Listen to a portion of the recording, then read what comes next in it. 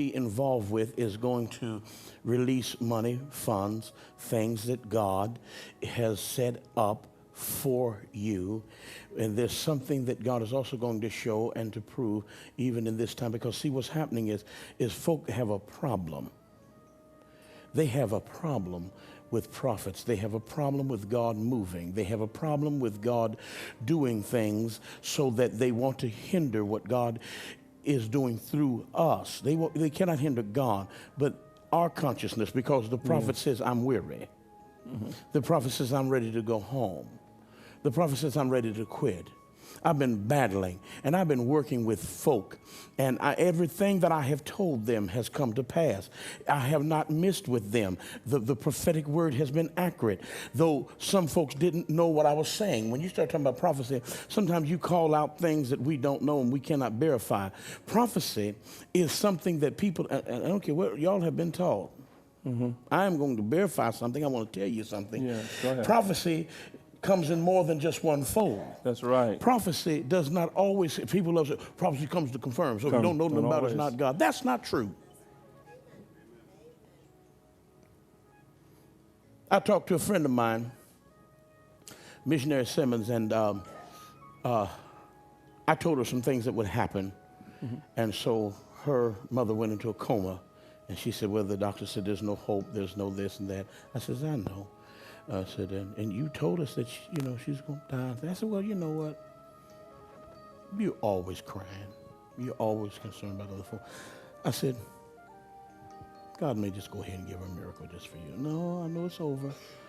So, okay, I hung up. I don't like to do a lot of bickering. So I talked to her today when she called. She says, Prophet, I told my sisters and the rest of them, put some money aside for Prophet. Said, mother's come out the coma, started moving, and she had just laid there still, paralyzed, eyes open and dilated, dying. And the doctors were shocked. I said, she coming back. See, they put us in the category with psychics. And I don't have nothing against psychics because they're seers. That's right. But the thing that is different about us, I don't have anything against psychics. Folk do what they do.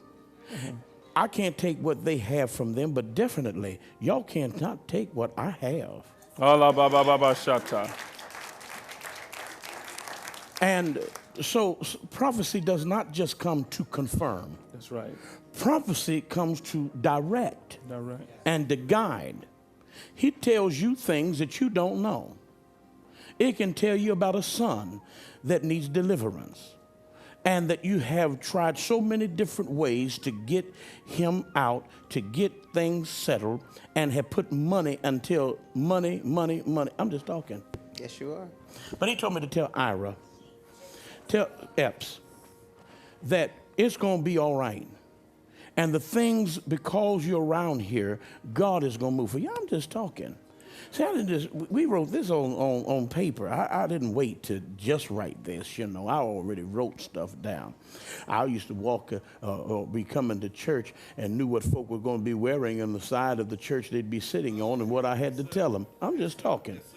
We are the ones who hinder the work of God because we're afraid and we fight everything that we're not used to or that we think doesn't fit in our circle. And to be honest, I shouldn't say this over streaming. And I shouldn't say it in the house of God. What's that? But I'm weary of trying to fit in. Come on.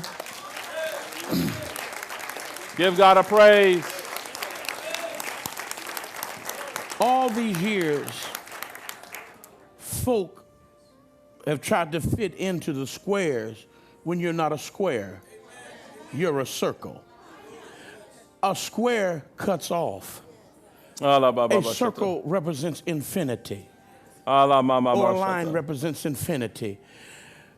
And there are times when you can't fit in on your job.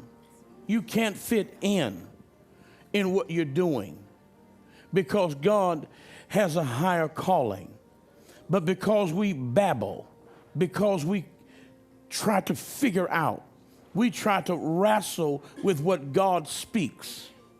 Sometimes we need, whether we understand what the prophet says, hear what he says, we ought to just, all right, get a tape, get a DVD, get a CD of what was said in the service so you can hear it again. Because some things that God says to you, your mind is clicked off. Everybody called this one sister in the church by her first and last name. And I looked at her, so I didn't know, and I called her Marie. And she says, I don't know a Marie. And I wouldn't stop talking. Huh? Is this mic on? I think it's on. What'd you say? Ida Marie. Yeah. Ida Marie what? Epps. Y'all don't want to work with me, do you? Oh, yalla ba ba ba sha. Is that all right? It's all right. And so I didn't stop talking because folk don't understand. Don't stop because folk are trying to figure out, well, it couldn't be me. When the Bible says in Isaiah 45, not only will he give you the secrets to the dark treasures and put them in your hands, he said he's doing it because you're part of him. He knows you, and he called you by your name. Folk never identify when Jesus walks. And the Bible says in the book of St. Luke, the 2nd chapter says, and Zacchaeus ran in front of Jesus. He ran because he was short. He ran because the crowd, the secular folk who block you and get in the way of the vision so you cannot see. And sometimes in order to get what God is saying to you, you have to run. You have to go in front of them and climb to a higher level so that your mind reaches a higher echelon of consciousness.